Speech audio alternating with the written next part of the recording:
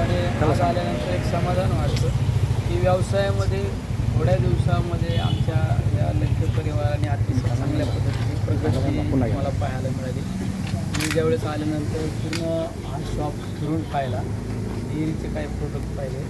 म्हणजे सुईपासून तर कुठली पण मोठी वस्तू घरगुती उपयोगाची जर लागली तर निश्चित आमच्या या लंके मार्टमध्ये मिळते.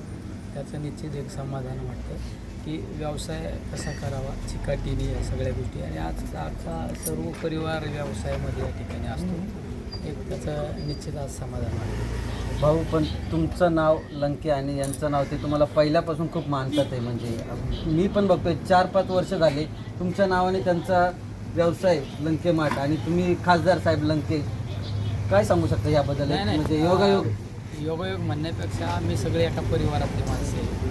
त्यामुळं एक पारिवारिक नातं असल्यामुळं आज या ठिकाणी मी पुन्हा भेटीसाठी आलेलो आहे. खूप छान.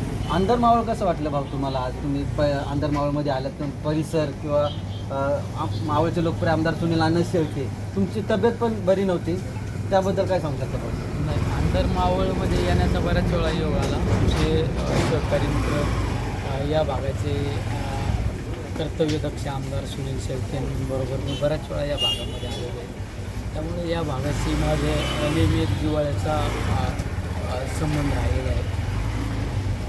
अंदरमावळ परिसर कसं वाटतं भाऊ तुम्हाला? अंदरमावळ परिसर हा एकदम चांगला एकदम निसर्गाने सुशोभित असा परिसर आहे. निसर्गरम्य परिसर आहे या भागामध्ये. विशेष म्हणजे पुणा, मुंबई, तळेगाव, चाकण या सगळ्या सेंटरला असणारा हा भाग.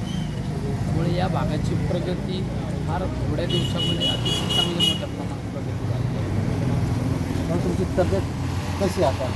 नाही, माझी तब्येत चांगलीच आहे, आजच चांगली आहे.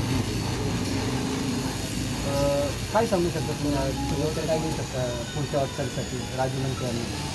राजू लंकेला शुभेच्छा देऊ शकतो की या भागातील यशस्वी उद्योजक थोड्या दिवसात नावारूपाला येते. म्हणजे